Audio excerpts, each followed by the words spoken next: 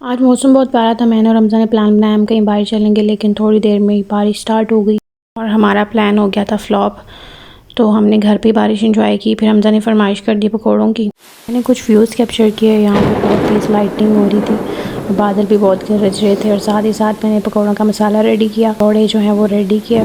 आपको तो पता ही होगा पाकिस्तान में ज़रा सी जो है बारिश हो जाए तो लाइट फ़ौरन गायब हो जाती है। यहाँ पे लाइट नहीं थी तो मैंने ये सारा काम जो है फ़ोन की टॉर्च से किया। थोड़े यहाँ पे रेडी हो चुके थे और उसके बाद हमने इंजॉय किया। हमजा काम करे थे साथ साथ, बट ऐसे मज़ा नहीं आ रहा था तो फिर हम बाहर ओपन में टेरेस पे चले गए।